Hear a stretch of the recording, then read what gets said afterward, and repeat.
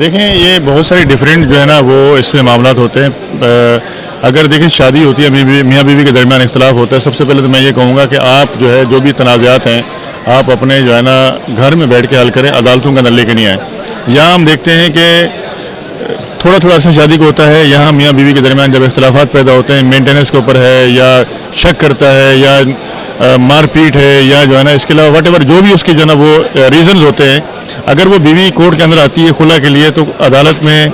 Husband उसको notice करती है अदालत जो है ना, उसके बाद दोनों मियाँ बीवी को बुला के बिठा के कोर्ट जो है ना जवाब दवाने के बाद जो है ना कंप्रोमाइज़ की कोशिश करती है। अगर वो कंप्रोमाइज़ नहीं होता तो कोर्ट खुला ग्रांट कर देती है।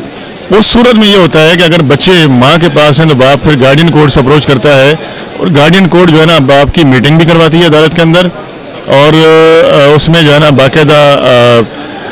केस का फैसला भी होता है जो ना। लेकिन जहाँ तक जो ना आपने बात की कि बच्चे किसके हवाले होते हैं, देखिए बच्चों की देखी जाती है वेलफेयर जो ना। वेलफेयर क्या है कि माँ के पास रहने की जगह नहीं है, वो खुद किराए के घर में रहती है या अपने बहन भाइयों के घर में रहती है और उसके बच्चे हैं, बच्चों के साथ ज़रा खाना पीना है, इलाज मुआवजा है और बच्चों की वेलफेयर है, अदालत उसको देखती है।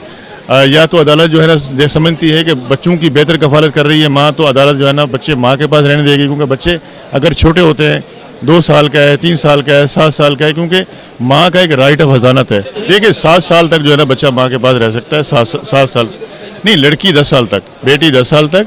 बेटा 7 साल तक। लेकिन उसमें क्योंकि माँ का जो है ना एक राइट ऑफ हज़ानत होता है तो अदालत उसको कंसीडर करती है, क्योंकि माँ बच्चे को दूध पिलाती है तो इसलिए उसका हक ज़्यादा बनता है। क्योंकि मर्द के पास टाइम नहीं होता, वो अपनी नौकरी करता है, अपने काम काज करता है और बच्चों को देखभाल करने वाला कोई नहीं होता।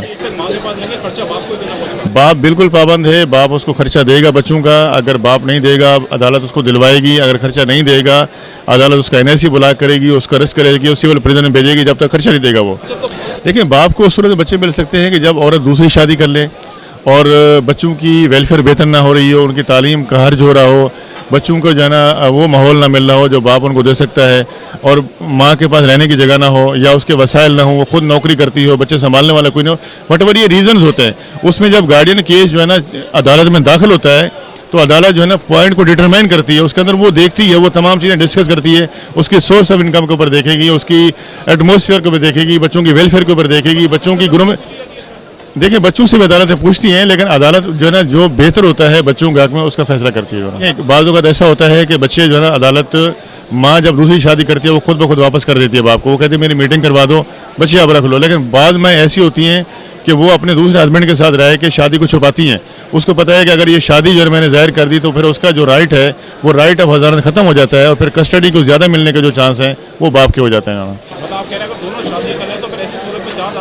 बाप की तरफ हो जाता है, क्योंकि बाप जो है ना सार्वजनिक गार्डियन है, नेचुरल गार्डियन है, बाप उनकी बेहतर कफालत कर सकता है, बाप उनको बेहतर तरीके से जो है ना वो लुक आफ्टर कर सकता है। तो अदालत उस चीज़ को देखते हुए बाप का जो है ना वो हक में ज़्यादा फैसला देती है।